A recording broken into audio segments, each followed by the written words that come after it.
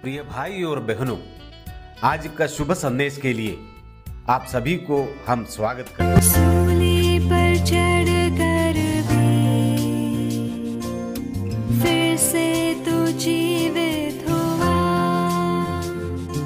हरा दिया शैतान को, छुड़ाने हर इंसान को। सूली पर चढ़कर भी फिर से तू जीवित हुआ, हरा दिया शैतान को, छुड़ाने हर इंसान को। वध हुआ मेमना, धन्यवाद यीशु तुझे आदर महिमा, यीशु राजा तेरा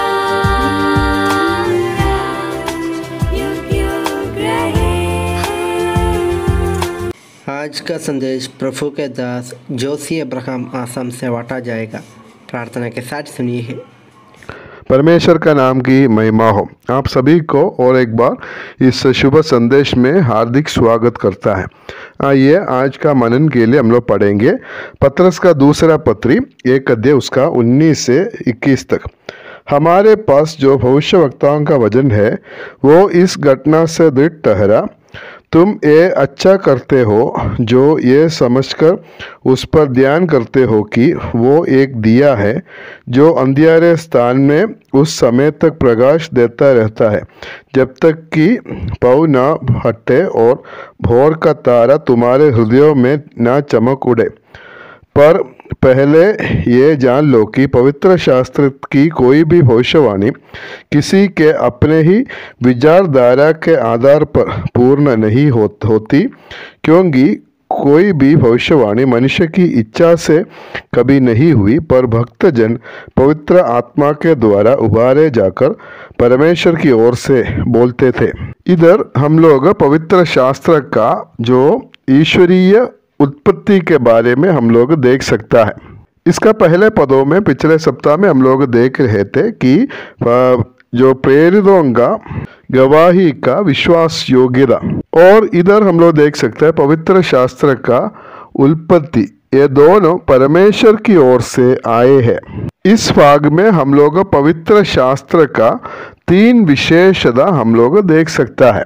उसमें पहला विषय है परमेश्वर का वचन निश्चित है या खरा है या दृढ़ है। 19 पद में हम ऐसे पढ़ते हैं, हमारे पास जो भविष्यवक्ताओं का वचन है वो इस घटना से दृढ़ ठहरा। भजन संहिता 19 का 7 में हम लोग पढ़ता है, यहोवा की व्यवस्था करी है। और उसका दूसरा भाग में ऐसे लिखा है, यहोवा का नियम विश्वास योग्य है, साधारण लोगों को बुद्धिमान बना देता है। और भजन संहिता 93 का 5 में ऐसे पढ़ता है, तेरी चितवनियां अति विश्वास योग्य है। और 111 में इस वचन के बारे में लिखा है, उसका 8 पद में, वे सदा सर्वदा अटल रहेंगे, वे सच्चाई और सीधाई से किए हुए हैं। इसलिए यहोवा का वचन सच्चा है, विश्वास योग्य है। हम इसको पूरा रीति से हम लोग विश्वास कर सकता है। और इसलिए हम लोग दूसरा पत्रस 1 का 16 पद में हम लोग पहले पढ़ा था कि जब हमने तुम्हें अपने प्रभु यीशु मसीह की सामर्थ का और आगमन का समाचार दिया था, वो चतुराई से गढ़ी हुई कहानियों का अनुकरण नहीं था, वरन हमने आप ही उसके प्रताप को देखा है।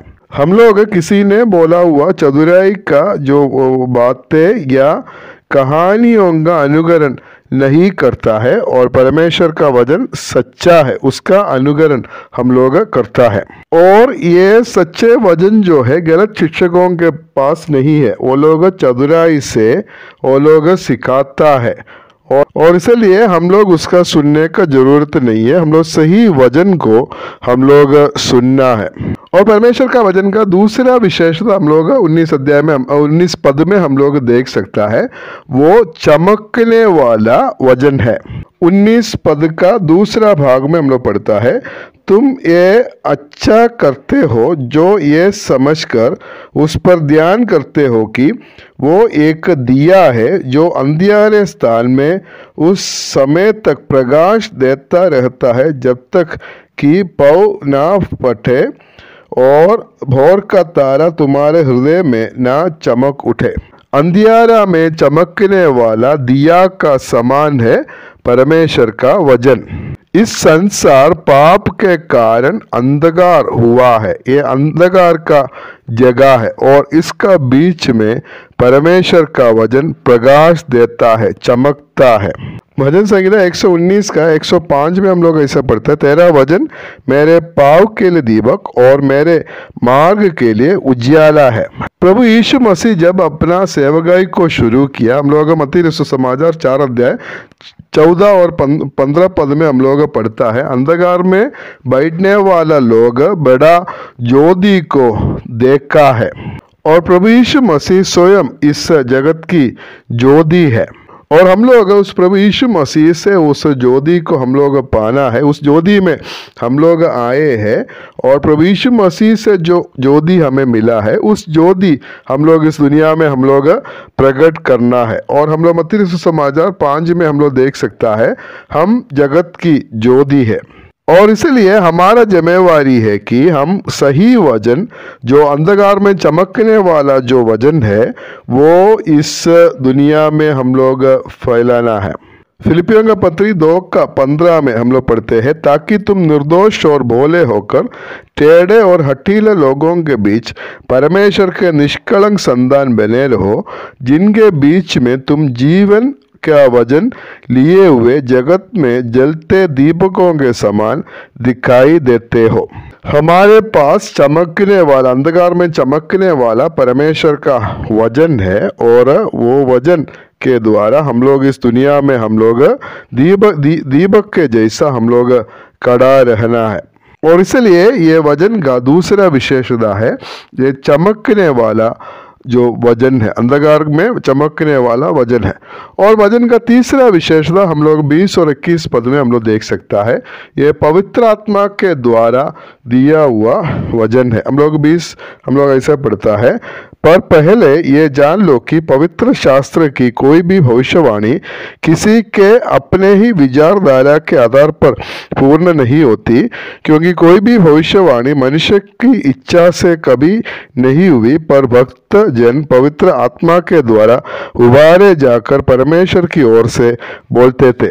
पवित्र शास्त्र का प्रेरणा के बारे में हम लोग ये दूसरा जगह में हम लोग ये पढ़ सकते हैं। पहला जो तीमुथियुस का दूसरा पत्री 3 अध्याय 14 से 17 पद तक हम लोग ये बात को हम लोग देख सकता है। उधर हम लोग पढ़ता है कि संपूर्ण पवित्र शास्त्र परमेश्वर की प्रेरणा से रचा गया है।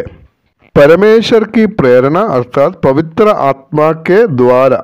ये वचन साधारण लोग ने लिखा है ये बाइबल, लेकिन ये लोग परमेश्वर की आत्मा से उभारे जाकर ये वचन को लिखा है। इसलिए मनुष्य का कोई बुद्धि के बारे में या युक्ति के कोई बात हम लोग इस बाइबल में हम लोग नहीं देख सकता है, क्योंकि इसका जो असली लेखक जो है वो पवित्र आत्मा है। पवित्र आत्मा वचन की असली जो लेखक होने के कारण ये हमें वचन सिखाने वाला भी परमेश्वर की आत्मा है। परमेश्वर का आत्मा के मदद के बिना हम लोग वचन सही रीति से समझ नहीं सकता है। कुरिन्थियों का पहला पत्री 2 अध्याय उसका 14 और 15 पद में हम पढ़ते हैं, परंतु शारीरिक मनुष्य परमेश्वर के आत्मा की बातें ग्रहण नहीं करता, क्योंकि वे उसकी दृष्टि में मूर्खता की बातें हैं और ना वो उन्हें जान सकता है, क्योंकि उनकी जांच आत्मिक रीति से होती है। आत्मिक जन सब कुछ जांचता है, परंतु वो आप किसी से जांचा नहीं जाता है। जो आत्मा से जो चलने वाला जो व्यक्ति वो है आत्मिक व्यक्ति है, वही ये वचन को समझ सकता है। शारीरिक लोग जो शरीर के अनुसार चलने वाला लोग इस वचन को कभी समझ नहीं सकता है। ये परमेश्वर की आत्मा के द्वारा दिए हुए वजन है और इसलिए ये वजन विशेष वजन है। हम लोग देखे थे कि पवित्र शास्त्र या वजन के 3 विशेषता के बारे में, और इसका पहला विशेषता है ये वजन विश्वास योग्य है या निश्चित वजन है, it is the sure word. और दूसरा जो विशेषता है ये चमकने वाला वजन है, it is the shining word. और तीसरा है वजन का विशेषता है ये पवित्र आत्मा के द्वारा दिए हुए वजन है, it is the spirit given word. ऐसा जो अतुल्य या बहुमूल्य वजन हमें मिला है और इसलिए परमेश्वर हमें सहायता करे इसका सही रीति से पढ़ने के लिए, अध्ययन करने के लिए और मनन करने के लिए, समझने के लिए, और इसको हमारे जीवन में लागू कर कर एक अच्छा मसीही जीवन जीने के लिए प्रभु इसके लिए आप सभी को सहायता करे, अनुग्रह करे। परमेश्वर का नाम की महिमा हो।